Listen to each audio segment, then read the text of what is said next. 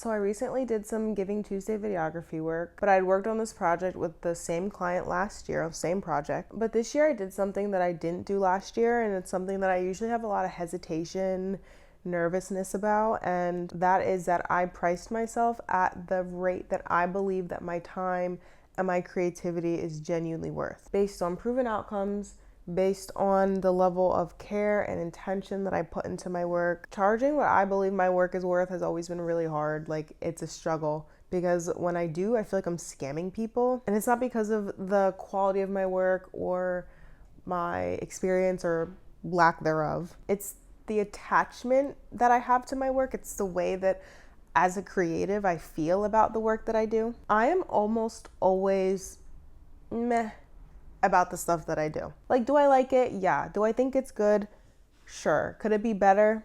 Yes, it could be better. Which is crazy because in the 10 years that I've been doing paid photography work, I've only had one client tell me like, hey, I don't like this. And trust me, that sent me into a creative and emotional spiral that I had to like work my way out of. And it's really hard being told that your work is just not doing it for someone. But I've since recovered.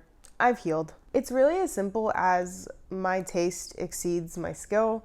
My taste exceeds my experience. My taste exceeds even my gear. So even when clients are like, oh my God, like this is so good and we love it and big success, I'm like making a mental list of all the things that I could have done differently, how much more they would have liked it if I had done this, that, and the third different. And so that leads to me undercharging because I base my rate on how I feel about my work and not how my client feels about the work and not the value that it brings them. It was really uncomfortable being like, you know my work, here's my rate, balls in your court, what do you say? But of course they were like, great, send the invoice and we'll get started. Contract was signed. And just like that, I was paid what I believed that my work was worth. And this year, the project, massive success. They were able to raise the most money that they had ever raised in the history of the school doing the fundraiser.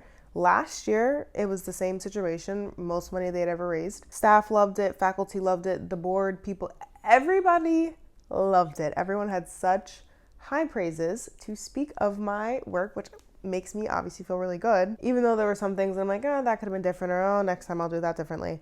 It reassured me, it reaffirmed my creative self that like, see, like what you think actually doesn't matter at all. For a long time, I thought that by undercharging for my work, I was being realistic and honest with clients about where I was on my professional journey, where I am creatively. And it was more of a protection from rejection, from potential disappointment. And I was more focused on protecting my feelings than protecting the integrity of my work. And when you do art as a hobby, like it really doesn't matter. Like you can have whatever mindset you need to have in order to keep doing your hobby in an enjoyable way, in a way that you can sustainably do. Even if you're taking commissions, even if you're, if it's not your living, you can have a more lax relationship with your work. But when it's a job, when success can be measured both in results and in client happiness, and you have to deliver something regardless of how you feel about it, whether you think you did a good job or not, like there's a contract, you can't let feelings dictate that rate. And moving forward, I'm gonna keep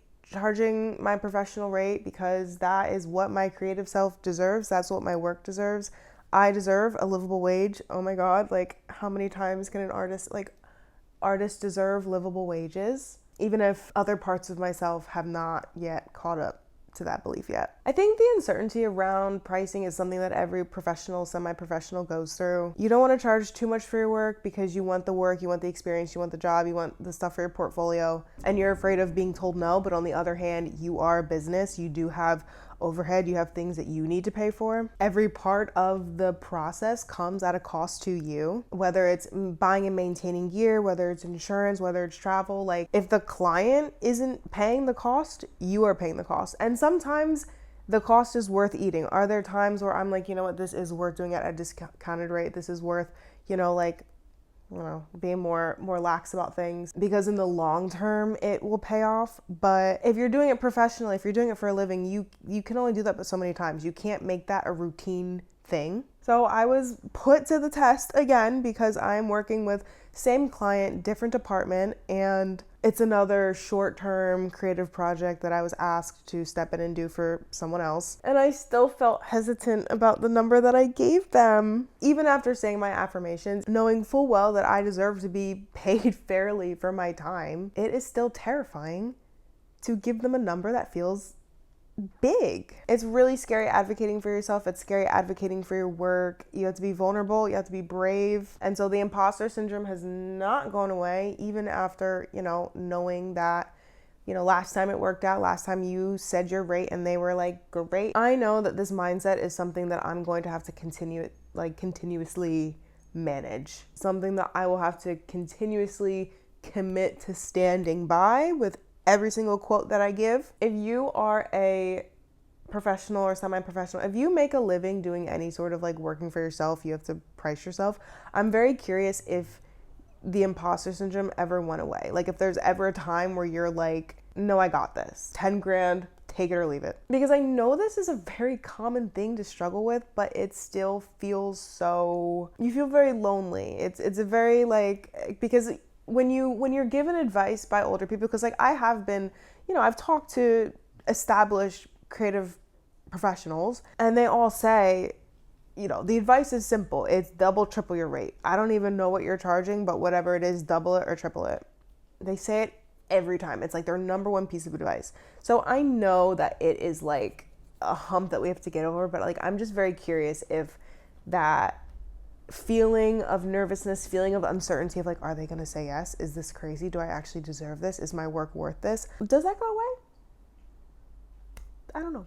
I hope. But yeah, that's what's been on my mind this week. That's something, that little creative update. I'm really I'm not trying. I am pursuing my professional career and it is a lot of fun, but it is very scary. There's a lot of really scary things, and I'm still in that weird, I feel I've been in a really weird in-between phase of my business where I'm not quite legitimate, but I'm still